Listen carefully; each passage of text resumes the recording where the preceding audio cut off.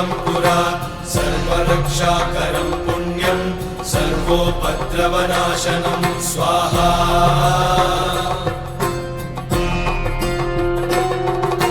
सर्वसम्पत्करं चैव स्वर्गमोक्षप्रदायकं ध्यात्वा नृसिंहं देवेशं हेमसिंहासनस्थितं स्वाहा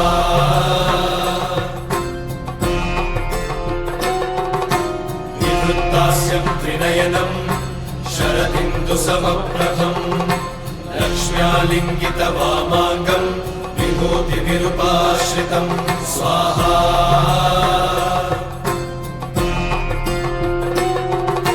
चतुर्भुजं कोमलाङ्गं स्वर्णकुण्डलशोभितं श्रिया सुशोभितोरस्कं रत्नकेयूरमुद्रितं स्वाहा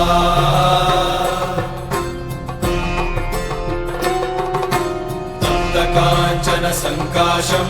पीतनिर्मलवाससम् इन्द्रादिसुरमौलिष्टस्फुरन्माणिक्यदीप्तिभिः स्वाहा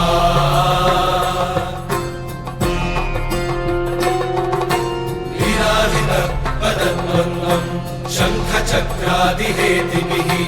गरुत्मता च विनयात् स्तूयमानं मुदान्वितं स्वाहा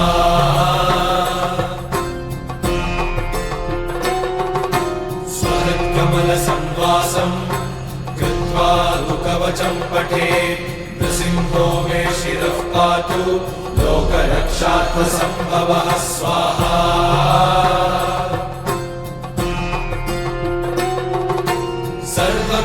सर्वगोपिस्तम्भवासः फालं मे रक्षतु ध्वनिं नृसिंहो मे दृशौ पातु सोमसूर्याग्निलोचनः स्वाहा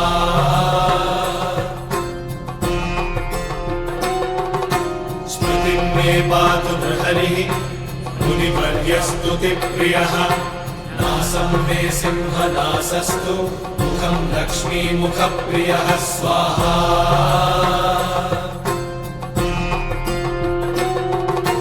सर्वविद्याधिपः पातु नृसिंहो रसना मम वक्त्रं पात्विन्दुवदनं सदा प्रह्लादवन्दितः स्वाहा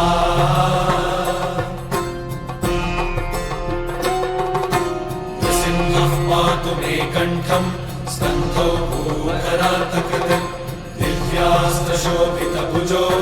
नृसिंहः पातु मे भुजौ स्वाहा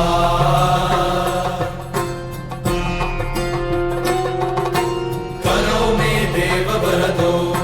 नृसिंहः पातु सर्वतः हृदयं योगिसाध्य